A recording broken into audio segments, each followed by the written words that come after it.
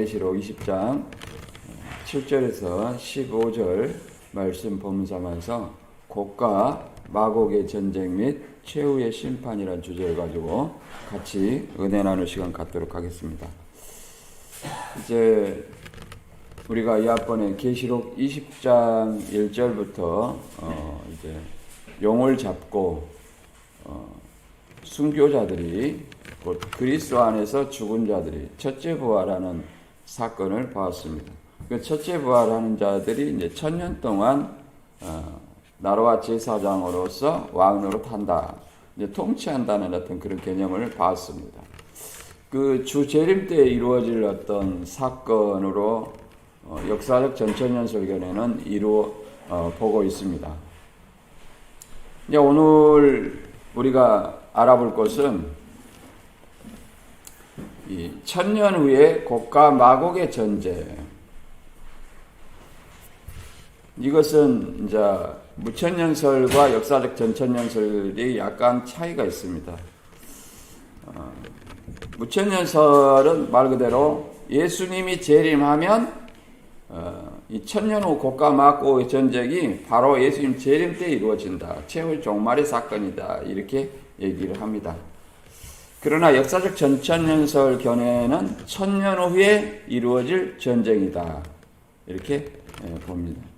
성경의 문맥을 통해서 볼 때는 역사적 전천년설 견해가 1000년 후에 사단이 잠깐 놓여서 곡과 마곡을 심판하는 내용이 나오기 때문에 저는 역사적 전천년설 견해로 설명하도록 하겠습니다. 그리고 이제 죽은 자들이 자기 행위에 기록된 대로 책들과 생명책에 기록된 대로 심판을 받는다, 이렇게 말하고 있습니다. 그래서 여기서 이제 책들과 생명책은 무엇인가, 이것에 대해서도 잠깐 살펴보도록 하겠습니다. 그리고 세 번째로 이 죽은 자들이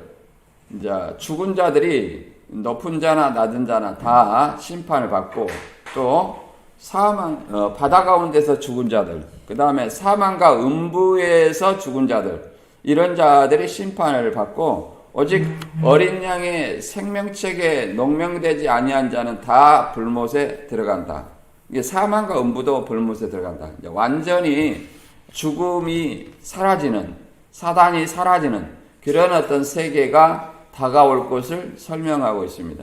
지금 현세는 말 그대로 사단의 미혹, 그 다음에 적그리스도와 거짓 선자의 미혹, 요새 한참 말이 많은 나는 신이다, 이제 정명석 씨의 여신도 성추행, 이런 것들이 굉장히 이슈가 되고 있습니다. 그러나 비록 정명석에게만 국한되는 것이 아닙니다. 엘리야, 박명호라는 사람도 브라질 가가지고 자신의 왕국을 차려놓고 여자들 공식적으로 창기 십자가라는 교지를 가지고 건들고 있고, 또 그것만 아닙니다. 신천지나 다른 어떤 교주들도 그런 교주들이 많이 있습니다. 신천지도 교주가 한번 재판을 받았죠.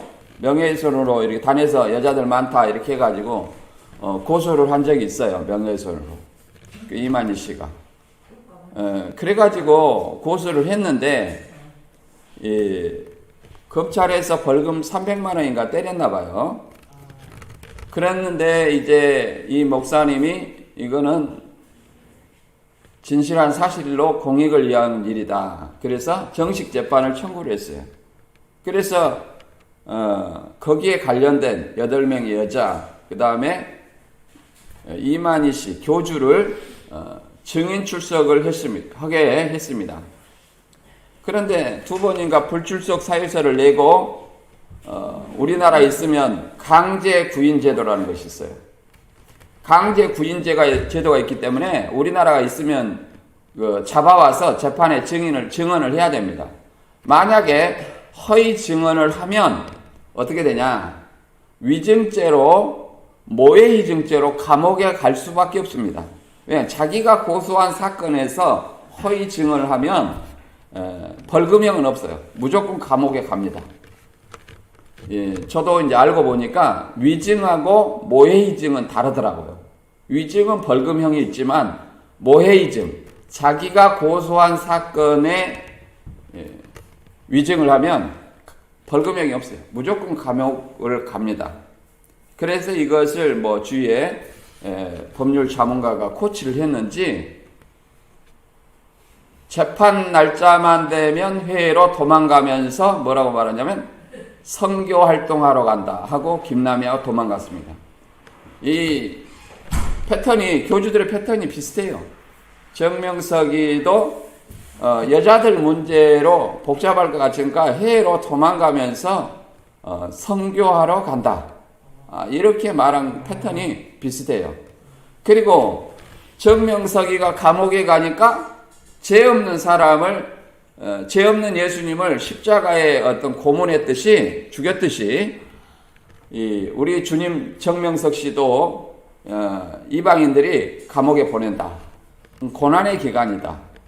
이렇게 했듯이 또 신천지의 교주도 감옥에 가니까 범죄를 저지르려고 감옥에 가니까 세상 사람들이 주님을 죄 없이 죽였듯이 우리 선생님도 죄 없이 감옥에 갔다.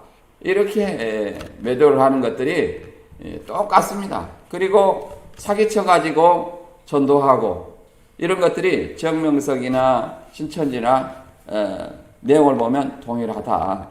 그래서 이만희 씨가 자기만의 독특한 어떤 생각으로 또는 계시를 받은 것이 아니라 다 선배 교주들의 하는 수법을 보고 똑같이 따라한 것 아니냐 이런 것을 저는 생각해 보게 됩니다. 그럴수록 우리는 하나님의 말씀으로 무장해야 됩니다. 성경 물어보면 몰라요. 그냥 멀리 해라 이단에 속한 사람 이런 말로 어떻게 하나님의 백성을 이기는 자라고 얘기하겠습니까? 이기는 자가 아니라 도망자고 진자입니다. 왜 그렇게 될 수밖에 없냐? 말씀을 무장으로 못했기 때문에 도망자가 될 수밖에 없어요.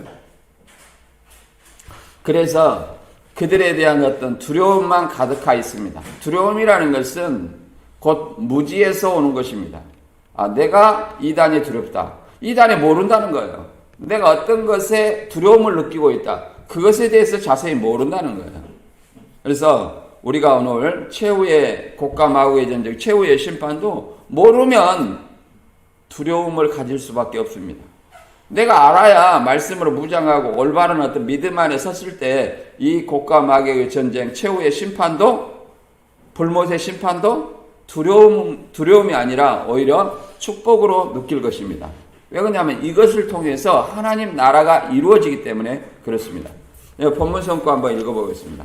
계시록 20장 7절부터 15절입니다. 천년이 참에 사단이 그 옥에서 놓여 나와서 땅의 사방 백성 곧 곡과 마곡을 미혹하고 모아 싸움을 붙이리니 그 수가 바라 모래 같으리라. 그들의 지면에 널리 퍼져 성도들의 진과 사랑하시는 성을 두루매 하늘에서 불이 내려와 그들을 태워버리고 또 그들을 미혹하는 마귀가 불과 유황못에 던져지니 거기는 그 짐승과 거짓 선지자도 있어 세세토록 밤낮 괴로움을 받으리라. 또 내가 크고 흰 보좌와 그 위에 앉으신 이를 보니 땅과 하늘이 그 앞에서 피하여 간데 없더라. 또 내가 보니 죽은 자들이 큰 자나 작은 자나 그 보좌 앞에 섰는데 책들이 펴있고 또 다른 책이 펴졌으니 곧 생명책이라. 죽은 자들이 자기 행위를 따라 책들에 기록된 대로 심판을 받으니 바다가 그 가운데서 죽은 자들을 내어주고 또 사망과 음부도 그 가운데서 죽은 자들을 내어주매 각 사람이 자기 행위대로 심판을 받고 사망과 음부도 불못에 던져지니 이것은 둘째 사망 곧 불못이라. 누구든지 생명책에 기록되지 못한 자는 불못에 던져지더라. 아멘. 이제 곡과 마곡이 땅의 사방 백성을 미혹해서 이제 마지막 사랑하시는 성도들의 사랑하시는 어떤 성을 공격을 합니다. 공격을 하나 하늘에서 불이 내려와 그들을 소멸합니다. 이런 어떤 내용이 있는데 우리가 본문에 들어가기 전에 잠깐 이 앞번에 16장부터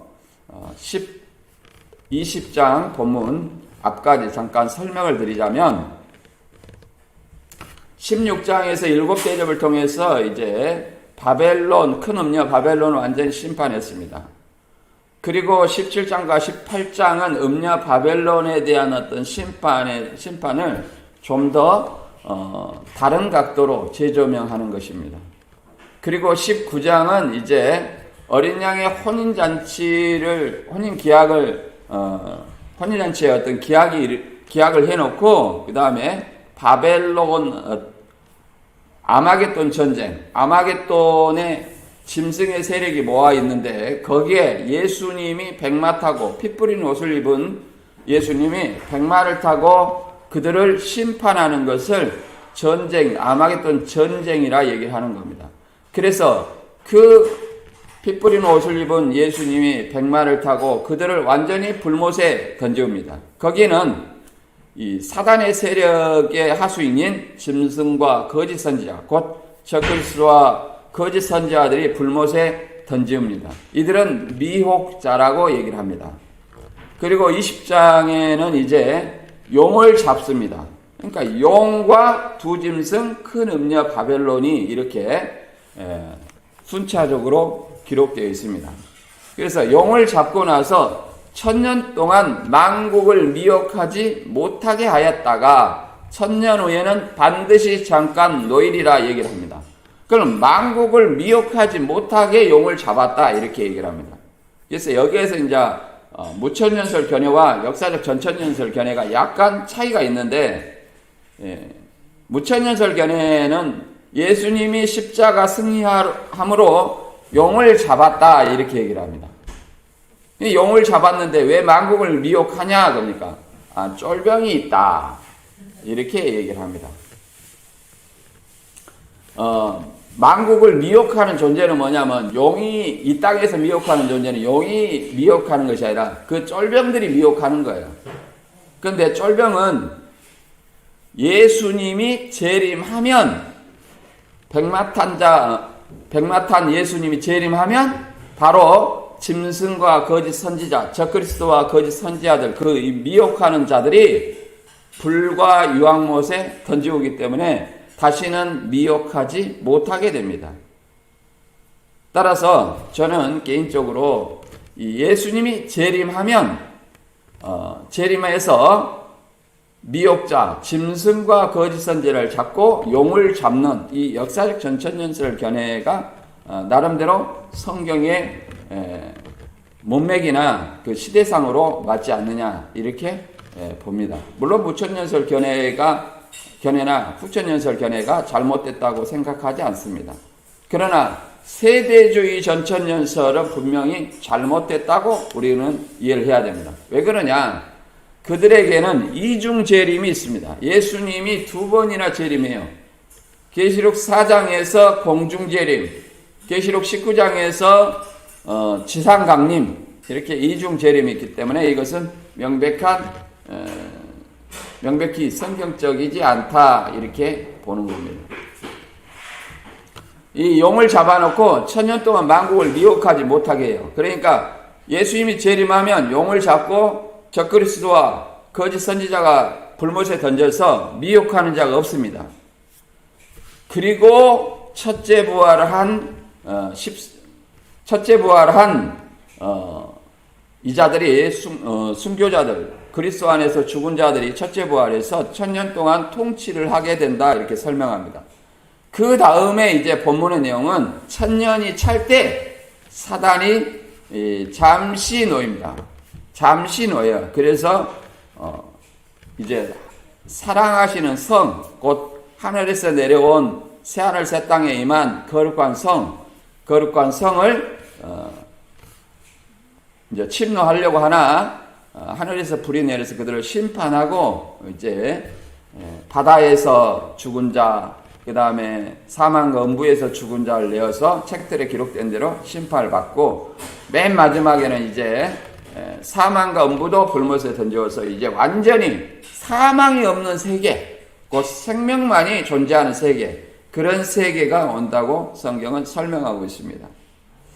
그러면 이제 신천지 우리 논리를 좀 잠깐 보면, 신천지는 이제 계시록 19장에 신천지는 91년 3월 14일에 이미 혼인잔치가 됐어요. 그러니까 예수님이 그쪽에 왔죠. 84년에 한번 재림했고 나팔 불고, 91년에 잔치집에 신랑으로 왔죠. 두 번 재림 3님 왔어요. 그런데 아직 영생을 안 해. 그러니까 신일아비를 기다리고 있다. 그렇게 말하지만 이미 첫째 부활하고 천년 기간이 시작이 됐어요. 왜 그러냐면 책에는 그렇게 기록되어 있습니다. 신천지 책에는, 계시록 실상책에 이미 그렇게 나와 있습니다.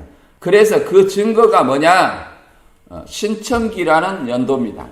신천기 84년 3월 14일부터 천년왕국이 시작이 됐어요. 그러니까 첫째 부활한 자들이 천년 기간 통치하기 때문에 신천기가 84년 3월 14일이라면 이미 첫째 부활했다, 이런 논리입니다. 그래서 올해가 신천기 40년이라 하는데 아직 40년은 지나지 않았어요. 왜 그러냐면 3월 14일이 지나지 않았기 때문에 그렇습니다. 그런데 14일이 지나지 않았는데도 40년이라고 얘기를 합니다. 이게 자기들이 만들어 놓고 엉터리를 얘기를 하는 거예요. 그래서 신일합이 했다고 했는데, 신일합이란 첫째 부활을 했다고 했는데 아직 영생을 하지 않았어요. 그러니까 계시록 21장에 아직 하나님의 거룩한 성이 내려오지 않았다, 또 이런 어떤 논리를 얘기를 합니다. 그렇다면 왜 신천지라는 이름을 사용하느냐? 신천지는 계시록 21장에 새하늘과 새 땅을 출현하는데, 처음 하늘과 처음 땅, 바다가 없어야 돼요. 바다가 다시 있지 아니하고 신천지가 등장합니다. 이 처음 하늘과 처음 땅 아직 존재합니다. 김창도 씨는 아직 장막성경을 운영하고 있어요. 더 나아가서 바다인 바벨론은 기독교입니다. 기독교가 아직 존재하는데 왜 신천지라는 이름을 사용하느냐? 이건 완전히 가짜다. 그래서 이런 엉터리를 믿고 있는 자들이 있다. 우리는 그들을 진리 앞으로 이끌 수 있는 그런 사명을 가져야 돼요. 그렇게 하기 위해서는 내가 말씀으로 무장해야 됩니다. 본문을 한번 읽어보도록 하겠습니다. 20장 7절부터 읽어보겠습니다. 천년이 참에 사단이 그 옥에서 놓여 나와서 땅의 사방 백성 곧 곡과 마곡을 미혹하고 모아 싸움을 부추리니 그 수가 바다의 모래 같으리라. 그들의 지면이 널리 퍼져 성도들의 진과 사랑하시는 성을 두루매 하늘에서 불이 내려와 그들을 태워버리고, 이렇게 심판을 하는 것을 볼 수 있습니다. 이게 천년왕국, 곧 예수님이 재림해서 용을 접고 그 다음에 순교자들의, 곧 그리스도 안에서 죽은 자들이 첫째 부활하고 이제 천년간 통치를 하게 된다고 설명하고 있습니다. 그때 이제 사단이 잠깐 나오는 겁니다. 그래서 곡과 마곡을 모아 마곡을 미혹하여서, 곡과 마곡은 땅의 사방 백성이라 얘기합니다. 그래서 그 수가 바다의 모래 같으리라, 이렇게 얘기를 하는데, 여기서 사랑하시는 성, 곧 성도를 지으는 누구냐? 말 그대로 천년왕국에 들어간 존재를 얘기를 합니다. 천년왕국에 들어간 존재들이고, 더 나아가서 계시록 21장에 어떤 존재들입니까? 거룩한 성, 새 예루살렘을 얘기를 합니다. 그래서 새 예루살렘 성을 사랑하시는 성이라 얘기를 하고 있습니다.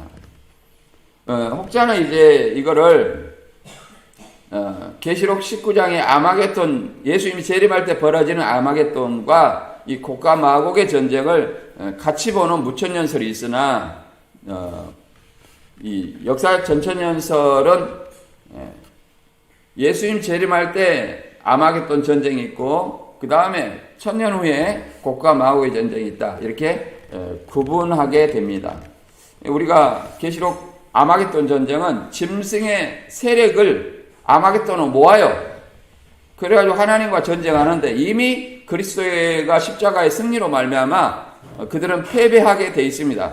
그래서 예수님이 피 뿌린 옷을 입고 백마를 타고 재림하면 그들과 전쟁을 일으키나 짐승이 잡히고 거짓 선지자도 함께 잡혀서 불못에 던집니다. 이들이 미혹하는 자라는 거예요. 이들은 마태 24장 24절에 말한 것처럼 많은 적그리스도와 많은 거짓 선지자들이 할 수만 있으면 택하신 자들도 미혹하게 하리라 이렇게 설명하고 있습니다. 그래서 이 곡과 마곡의 전쟁은 어떤 걸 얘기하냐면 곡과 마곡이 나오는데 곡은 이 롯스와 메섹과 두발 지역에 세워진 마곡 왕국의 통치자입니다. 이건 에스겔 38장에 잘 나와 있습니다. 마곡은 노아의 아들 야벳의 둘째 아들의 이름입니다. 창세기 10장 2절에 나와 있고 동시에 그가 팔레스타인 북방 롯스와 메섹 두발 지역에 세운 나라 이름입니다. 에스겔 선지자는 마곡의 왕 곡이 북방 군대를 인솔하여 이스라엘을 공격할 것이지만 결국 하나님의 권능으로 멸망당하게 될 것을 예언한 바 있습니다. 곡과 마곡이 이제 하나님의 백성을 이스라엘을 공격한 것을 반영하여 오늘 본문을 설명하고 있는 것입니다. 에스겔 38장 15절과 16절을 읽어봅니다. 내가 내 고국 땅 북쪽 끝에서 많은 백성 곧 다 말을 탄 큰 무리와 능한 군대와 함께 오되 구름이 땅을 덮음같이 내 백성 이스라엘을 치러 오리라. 고가 끝날에 내가 너를 이끌어다가 내 땅을 치게 하리니 이는 내가 너로 말미암아 이방 사람들의 눈앞에서 내 거룩함을 나타내어 그들이 다 나를 알게 하려 함이라. 아멘.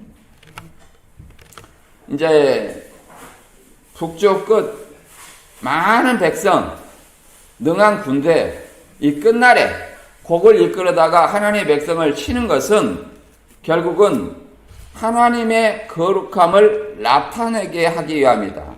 그 하나님의 성도들과 하나님의 거룩한 성을 치나 결국은 이기지 못하고 그들이 소멸되는 심판받는 그런 것을 통해서 누구의 거룩함을 나타내요? 하나님의 거룩함을 나타낸다 설명하고 있습니다. 이제 여기서 아마겟돈 전쟁이 3차 세계대전이다 이렇게 얘기하지만 성경에서 싸움은 그런 전쟁이 아닙니다. 무기는 뭐예요? 복음입니다. 복음. 그래서 우리가 그들과 싸우기 하기 위해서 에베소 6장 12절부터 17절까지 읽어보면 이런 말이 나와 있습니다. 우리의 씨름은 혈과 육을 상대하는 것이 아니요 통치자들과 권세들과 이 어둠의 세상 주관자들과 하늘에 있는 악의 영들을 상대함이라. 그러므로 하나님의 전신갑주를 치라하라. 이는 악한 날에 내가 능히 대적하고 모든 일을 행한 후에 서기 합이라. 그렇죠? 악한 날에 능히 대적하고 악한 날에 서기 위해서 전신갑주를 취하라 이렇게 말합니다. 그 전신갑주가 뭐냐? 14절부터 그런즉 서서 진리로 너희 허리띠를 띠고 의의 호신경을 붙이고 평안의 복음에 준비한 것으로 신을 신고 모든 것 위에 믿음의 방패를 가지고 이로써 능히 악한 자의 모든 불화살을 소멸하고 구원의 투구와 성령의 검 곧 하나님의 말씀을 가지라 이렇게 설명하고 있습니다. 그러나 우리가 말씀으로 무장하지 못하면 이단들과 싸움에서 어떻게 승리할 수 있겠습니까? 여기서 이제 그 다음 계시록 20장 10절에는 이제 미혹자가 누군지 분명하게 이제 곡과 마곡을 완전히 태워버렸죠. 그들의 군대를 완전히 태워버리고 그들을 미혹하는 마귀를 불과 유황못에 넣으려고 보니까 먼저 와 있던 존재가 있어요. 천년 전에 먼저 와 있던 예수님 재림 때 뭐예요? 짐승과 거짓 선지자를 불못에 던졌죠. 그리고 용을 곧 사단을 천년 동안 만국을 미혹하지 못하도록 잠깐 잡고 있었어요. 그런데 이제 그들을 미혹하는 마귀를 이제 딱 불못에 넣으려고 보니까 거기에 뭐가 있습니까? 먼저 대기하고 있는 짐승과 거짓 선지자가 있다. 이렇게 설명합니다. 한번 읽어보겠습니다. 계시록 20장 10절입니다. 또 그들을 미혹하는 마귀가 불과 유황못에 던져지니 거기는 그 짐승과 거짓 선지자도 있어서 세세토록 밤낮 괴로움을 받으리라. 여기서 짐승과 거짓 선지자, 이제 마귀가 영원히 소멸되리 아니하고 세세토록 고난을 받는다는 것을 불과 유황못에 고통받는 모습을 우리는 생각할 수 있습니다. 그리고 20장 11절에 내가 크고 흰 보좌와 그 위에 앉으신 이를 보니 땅과 하늘이 피하여 간데 없더라. 땅과 하늘이 뭐 이렇게 발을 달려서 도망간다, 그것이 아닙니다. 완전히 심판에 소멸됐다는 것을 의미합니다. 우리가 계시록 6장 12절에서 14절 보면 하늘이 두루마리같이 떠나갔다 이렇게 얘기를 합니다. 해가 달과 별이 어두워지고 하늘이 떠나가는 이런 어떤 모습을 설명하는 것과 유사한 설명이 되어 있습니다. 땅과 하늘이 그 앞에 피하여 간다 없더라 이렇게 설명합니다. 그러면 이런 어떤 짐승과 거짓 선지자 마귀와 싸우는 어떤 무기는 뭐냐? 사도 바울과 예수님은 뭐라고 하냐면 복음이라고 얘기를 합니다. 로마서 1장 16절에는 내가 복음을 부끄러워 아니하노니 이 복음은 모든 믿는 자에게 구원을 주시는 하나님의 능력이 됨이라. 먼저에는 유대인에게 그 다음 그리고 헬라인에게로다. 그러니까 선민과 이방에게 강력한 무기는 뭐냐? 하나님의 능력은 뭐냐? 복음이다. 이 복음만이 우리의 무기다. 예수님도 누가복음 10장에 보면 70인을 파송했습니다. 전도하라고 파송한 거예요. 이게 뭐예요? 귀신 잡는 거예요. 전도하는 것이 뭐예요? 귀신 잡는 거다. 누가복음 10장 17절 이하에 보면 이렇게 말합니다. 70인이 기뻐하여 돌아와 이르되 주여 우리가 주의 이름이면 귀신들도 우리에게 항복하더이다. 주의 이름으로 복음을 선포하면 귀신들이 항복한다는 거예요. 이 성경의 진리의 말씀에 감히 설 자가 없다. 그러나 이 복음을 들고 나간 사람이 올바로 성경 말씀을 모르고 무장하지 못한다면 오히려 귀신에게 당하겠죠. 귀신이 항복하는 것이 아니라 귀신이 잡아먹히는 겁니다. 왜냐하면 야고보서 2장 19절에 보면 귀신들도 하나님 믿는 거예요. 귀신도 하나님 믿고 떤다고 이렇게 얘기를 합니다. 믿음이 곧 하나님의 말씀과 그 믿음이 없으면 결국은 지게 돼 있다. 18절에는 예수께서 이르시되 사단이 하늘로부터 번개같이 떨어지는 것을 내가 보았노라. 그래서 복음을 전하는 것이 뭐예요? 사단을 하늘에서 땅에 떨어뜨리는 것. 귀신이 항복하게 하는 것. 이런 어떤 권세를 예수님은 줬다는 겁니다. 19절에 내가 너희에게 뱀과 정과를 밟으며 원수의 모든 능력을 제할 권능을 주었으니 너희를 해칠 자가 결코 없으리라. 그러나 귀신들이 너희에게 항복하는 것으로 기뻐하지 말고 너희 이름이 하늘에 기록된 것으로 기뻐하라 하시니라. 이 하늘에 기록된 건 뭐예요? 생명책입니다. 이 생명책이 교주의 교족보가 아니에요. 어린 양의 생명책이기 때문에 교주의 교족보가 아니다. 그리고 이제 마지막 20장 11절에 이제 백보자 심판이 나옵니다. 백보자는 뭐예요? 심판의 자리입니다. 다니엘 7장 9절에도 내가 보니 왕자가 놓이고 옛적부터 항상 계신 이가 자정하셨는데 그 옷의 희기가 눈 같고 그 머리털은 깨끗한 양의 털 같고 그의 보좌는 붙는 불이요 그의 바퀴는 타오르는 불이며 불이 강처럼 흘러 그 앞에서 나오며 그를 섬기는 자는 천천히요 그 앞에 모셔 섰는 자는 만만이며 심판을 베푸는데 책들이 펴 놓였더라. 그러니까 마지막 최후에 최후의 백보자 심판 앞에 땅과 하늘도 설 자리를 잃고 피하여 갔다. 흔적 없이 사라졌다. 이렇게 설명합니다. 그 심판대 앞에 땅과 하늘만 피하여 간 것이 아니라 또 뭐라고 하냐면 20장 10절 11절 읽어보면 12절과 5절까지 읽어보면 이제 여기서 죽은 자들이 많이 나옵니다. 그냥 첫 번째 죽은 자들, 그 다음에 두 번째 바다 가운데서 죽은 자들, 세 번째 사망과 음부 가운데서 죽은 자들, 이 죽은 자들이 많이 나와요. 이 존재가 누구냐? 이 존재가 첫 번째는 이제 이렇게 얘기를 합니다. 내가 보니 죽은 자들이 큰 자나 작은 자나 그 보좌 앞에 섰는데 책들이 펴 있고 또 다른 책이 펴졌으니 곧 생명책이라. 죽은 자들이 자기 행위를 따라 책들에 기록된 대로 심판을 받으니. 자, 죽은 자들이 심판을 받는다는 거예요. 어떤 것이 연상납니까? 물론 천주교나 신천지는 조상이 죽어가지고 내가 잘 믿으면 천국으로 옮겨간다 이런 말을 하지만 히브리서 9장 27절에는 이렇게 말합니다. 한 번 죽는 것은 사람에게 정한 이치요 그 후에는 심판이 있으리니. 지금 이게 죽은 자들 심판한다고 얘기를 하고 있습니다. 한 번 죽는 거는 정해져 있다. 그 후에는 뭐가 있어요? 심판. 이만희 씨도 줄기세포 맞아봤자 이제 결국은 죽게 돼 있어요.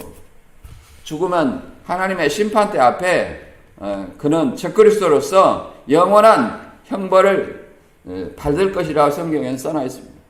그리고 교회 왔다 이것이 다가 아니에요. 교회에도 뭐가 있냐면 이선자가 있다 이렇게 얘기를 합니다. 이선자. 하나님의 뜻대로 하지 않는 자가 있다. 그래서 베드로전서 4장 17절에는 뭐라고 말합니까? 하나님의 집에서부터 심판을 시작할 때가 되었나니 이렇게 말합니다. 하나님의 집에서도 이 알곡과 가라지가 있다. 이 사실을 우리는 알아야 돼요. 누가 알곡인지 가라지인지는 모르는 거예요. 나 구원받았다. 나 천국은 따는 당상이다. 이렇게 자신이 말한다 할지라도 하나님이 그날에 하나님과 예수님 앞에 가서 나 선지자 노릇했고 귀신 쫓아냈고 많은 능력을 행했습니다. 이렇게 할지라도 예수님은 그날에 이렇게 말합니다. 불법을 행하는 자들아 내게서 떠나가라. 이게 현실입니다. 이게 성경이에요. 어떻게 해야 되겠습니까? 아버지의 뜻을 알고 우리가 올바른 믿음을 소유해야 우리가 심판대 앞에서 심판을 받지 않습니다. 책들에 기록된 대로 생명책에 기록된 대로 심판을 받는다. 생명책은 예수 그리스도를 믿으면 우리가 생명을 얻었으니 생명책에 기록됐다 말할 수 있는 것입니다. 그러나 또 다른 책이 펴져 있어요. 또 다른 책. 근데 또 다른 책은 뭐냐? 헬라어로 타비블리아입니다. 행위책이라고 이렇게 얘기를 합니다. 왜 그러냐면 행위를 따라 책들에 기록된 대로 심판을 받으니 이렇게 말합니다. 책들의 행위를 따라 심판을 받는다. 그러니까 예수 믿으면 구원 받았는데 무슨 심판이냐 이렇게 얘기할 수도 있는데 예수 그리스도를 믿음으로 말미암아 구원을 받은 자의 여기서 행위는 뭐냐? 구원 받은 자의 행함입니다. 행함 얘기하니까 뭐예요? 야고보서 얘기를 많이 하잖아요. 그 야고보서도 마찬가지입니다. 어떤 행함이냐? 야고보서는 2장 8절에서는 내 이웃을 내 몸과 같이 사랑하라. 이 행함을 얘기하는 거예요. 2장에. 춥고 배고픈 자에게 더욱기 하라. 옷 입어라. 이렇게 하는 거. 먹을 것 없으면 사 먹어라. 이런 어떤 것들이 말만 하고 행함을 그 몸에 쓸 것을 주지 아니하면 무슨 유익이 있겠느냐. 그런 행함이 없으면 죽은 믿음이다. 이렇게 얘기를 합니다. 요한일서에도 뭐라고 말합니까? 보이는 형제를 사랑하지 않는 자는 보이지 않는 하나님을 사랑하지 않는 것이다. 곧 보이는 형제들을 사랑하는 것이 곧 하나님을 사랑하는 것이다. 이렇게 설명하고 있습니다. 이제 13절에 바다가 죽은 자들을 그 가운데서 죽은 자들을 내어주고 사망과 음부도 그 가운데서 죽은 자를 내어주고 각 사람이 자기 행위대로 심판을 받고 사망과 음부도 불못에 던지니 이것은 둘째 사망 곧 불못이라. 누구든지 생명책에 기록되지 못한 자는 불못에 던지지더라. 이렇게 설명합니다. 그래서 누구든지 우리는 믿으니까 심판 때 안 선다. 그렇지 않습니다. 다 심판 때 서요. 근데 바다 가운데 죽은 자들은 누구냐? 바다 가운데. 바다는 악한 세력의 근거지입니다. 계시록 13장 1절에도 바다에서 7마리 열뿔이 나옵니다. 계시록 12장 17절에는 용이 땅으로 내어 쫓겨서 바다 모래 위에 있다고 얘기를 합니다. 에스겔 32장 2절에는 바다 가운데 악어가 존재합니다. 악어는 바로를 얘기를 하죠. 이렇게 바다는 불신자의 세상을 얘기를 합니다. 곧 불신자들도 하나님 볼 때는 죽은 자. 그들도 심판을 받게 된다. 그 다음에 사망과 이 바다 가운데 죽은 자는 육신은 살았지만 영은 죽은 자라고 얘기를 할 수 있죠. 육신은 살았지만 영은 죽은 자. 그들도 심판대 앞에 쓴다. 그 다음에 사망과 음부도 그 가운데 죽은 자를 내어주매 그 행위대로 심판을 받고, 여기도 마찬가지입니다. 사망과 음부, 육체가 죽고 영혼이 음부에 들어갑니다. 음부라는 것은 임시 중간기 거처예요. 마지막 최종적인 어떤 불못이 아니에요. 그 가기 전에 우리 믿는 자들은 이 하늘 성소 천국에 가 있지만 거기도 완전한 어떤 천국은 아니에요. 중간기 거처입니다. 불신자들이 불신자들이 죽어서 가는 음부도 중간기 거처예요. 불못이 아닙니다. 최후에 이 음부도 그 가운데 죽은 자를 내어주는 것은 육신이 죽고 이제 뭐까지 죽어서 불신자, 영원히 죽은 그 불신자들도 내어주고 그들도 자기 행위대로 심판을 받습니다. 우리가 사도행전 17장 30절에 보면 이렇게 말하고 있습니다. 조상 걱정을 자꾸 하는 사람들이 있습니다. 그러나 하나님께서는 이렇게 말합니다. 알지 못하던 시대에는 하나님이 간과하셨거니와 이제는 어디든지 사람을 다 명하사 회개하라 하셨으니 이는 정하신 사람으로 하여금 천하를 공의로 심판할 날을 작정하시고 이에 그를 죽은 자 가운데서 다시 살리신 것으로 모든 사람에게 믿을 만한 증거를 주셨음이니라 하니라. 자, 알지 못했던 시대에는 하나님이 걱정하지 말랍니다. 허물지 않았다는 거예요. 그러면 이제 그리스도께서 출현하시고 어디든지 사람을 명하라. 전 세계 어디든지 사람을 명하사 회개하라 했다는 거예요. 예수님께서 죽은 자 가운데 살리신 것으로 믿을 만한 증거를 줬다는 거예요. 죽은 사람이 살았다 이 말이에요. 이 예수를 믿으면 우리도 죽었다가 다시 살 수 있다. 이런 어떤 증거를 주었는데도 불구하고 예수 그리스도를 믿지 않는 자는 온 천하에서 이제 그 행위대로 공의로 심판하겠다 이렇게 작정하셨다 이렇게 설명합니다. 그래서 또 이 불신자만이 아니라 로마서 14장 10절에는 이렇게 말합니다. 내가 어찌하여 내 형제를 비판하느냐, 어찌하여 내 형제를 업신여기느냐, 우리가 다 하나님의 심판대 앞에 서리라. 이게 누구든지 심판대 앞에 서는 거예요. 다만 믿는 자들은 그 심판대 앞에서 상을 받겠죠. 구원을 받고 상을 받겠지만, 영생을 얻겠지만, 믿지 않는 자들은 그렇지 않다는 거예요. 이제 사망과 음부도 육신이 죽어 영혼이 음부에 가 있는 그들까지람도 어떻게 해야 된다? 이제 불못에, 행위대로 심판을 받아서 불못에 들어간다. 그리고 최후에 이제 사망과 음부, 불신자들이 거하는 사망과 음부도 불못에 던지오니 이것이 둘째 사망 곧 불못이라. 불못은 모든 것을 소멸시키는 최종적인 사단과 짐승과 거짓 선자, 적그리스도와 거짓 선자가 들어가 있는 그곳에 던져지게 된다 이렇게 설명하고 있습니다. 따라서 누구든지 생명책에 기록되지 못한 자는 불못에 던져지더라. 우리 자신들을 바라봐야 됩니다. 나는 과연 내 행위가 하나님 앞에서 온전하는지, 나는 겉으로만 믿는 것은 아닌지, 우리는 이런 것들을 자신을 돌아봐야 될 줄로 믿습니다. 에스겔 18장 30절에는 이렇게 말합니다. 주 여호와의 말씀이니라. 이스라엘 족속아, 내가 너희 각 사람이 행한 대로 심판할지라. 너희는 돌이켜 회개하고 모든 죄에서 떠날지어다. 그러한 적 그것이 너희 죄악의 걸림돌이 되지 아니하리라. 죄악에서 돌이키라고 얘기를 합니다.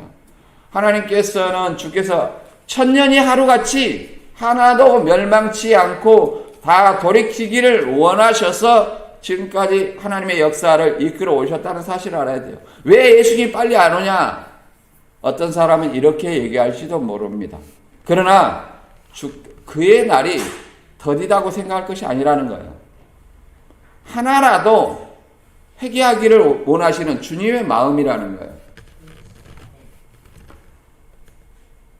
그리고 이 심판은 이 육체에 머물 동안에 행한 일로 인해서 심판을 받습니다. 우리가 육체 살아있을 때 죽어서는 어떤 행위를 할 수 없습니다. 물론 계시록 6장 9절에 제단 아래서 우리 피를 갚아달라고 신원하는 일이 있습니다만 살아있을 때 행함으로 심판을 받는다. 고 5장 10절에는 이렇게 말하고 있습니다. 우리는 모두 그리스도의 심판대 앞에 나타나서 심판을 받아야 합니다. 각 사람은 육체에 머물러 있는 동안 자기가 행한 일에 따라 선한 일을 한 사람은 상을 받고 악한 일을 한 사람은 벌을 받게 될 것입니다. 이 현대인의 성경에 분명히 나타났잖아요. 선과 악의 그 행위대로 각각 보응을 받을 것이다. 이렇게 성경은 분명하게 말하고 있습니다. 그래서 우리가 살아있는 동안에 가장 대표적으로 부자와 거지 나사로의 비유를 생각해 볼 수 있습니다. 부자와 거지 나사로가 어떻게 됐습니까? 부자와 거지 나사로. 부자는 살아있을 때 온갖 부를 누리고 거지를 멸시했지만 결국엔 죽어서 어디 갔습니까? 불꽃 중에 고민한다 이렇게 얘기를 하고 있습니다. 그러나 거지 나사로는 어디 갔습니까? 살아있을 때 거지였지만 이제 살아있을 때 고통을 받았으니 아브라함의 품에서 낙을 누린다, 안식을 취한다 이렇게 설명하고 있습니다. 살아있을 때 결정되는 것이다. 우리가 어떻게 남은 생을 살 것인가? 우리는 이걸 잘 생각을 해야 됩니다. 갈라디아 5장 16절에는 그래서 이렇게 말합니다. 두 가지 종류에 있다. 성령을 따라서 사는 사람이 있고 육체의 소욕을 따라 사는 사람이 있다. 우리는 어떤 사람이 되어야 되는가? 내가 너희에게 이르노니 너희는 성령을 쫓아 행하라. 그리하면 육체의 욕심을 이루지 아니하리라. 육체의 소욕은 성령을 거스리고 성령의 소욕은 육체를 거스리나니 이 둘이 서로 대적함으로 너희 원하는 것을 하지 못하게 하려 함이라. 너희가 만일 성령에 인도하는 바가 되면 율법 아래 있지 아니하리라. 아멘. 그래서 우리가 육체의 이 두 가지 중에 사는 동안에 계속 내 안에서 싸웁니다. 내 안에서 싸우나 결국은 내가 육신에게 지면 성령의 아래 있지 아니하다는 것을 알아야 돼요. 따라서 성령을 쫓아서 육신의 일을 제어해야 된다. 이렇게 설명하고 있습니다.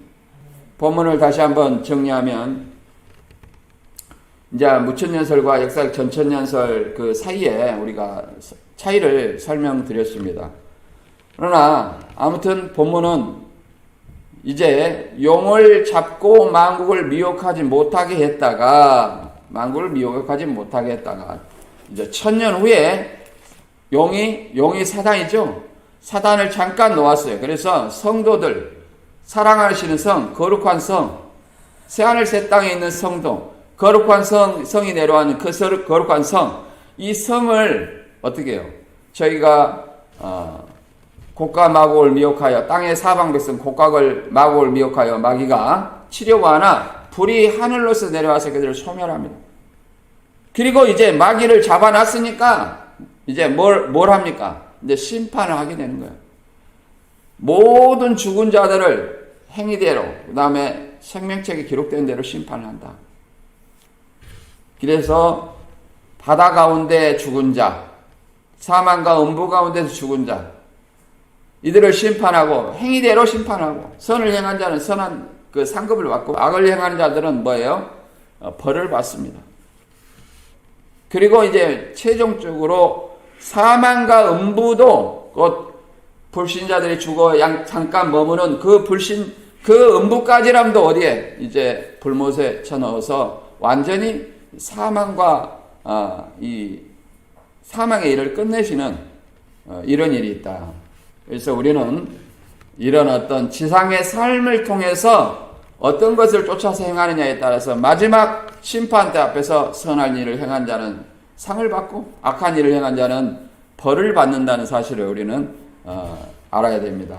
따라서 주 강림하실 그때까지, 내가 죽는 그 순간까지 우리는 뭘 쫓아야 되냐? 육체의 소욕을 육체의 소욕을 제어하고 성령을 쫓아 행하는 저와 여러분이 되시기를 주님의 이름으로 축원합니다.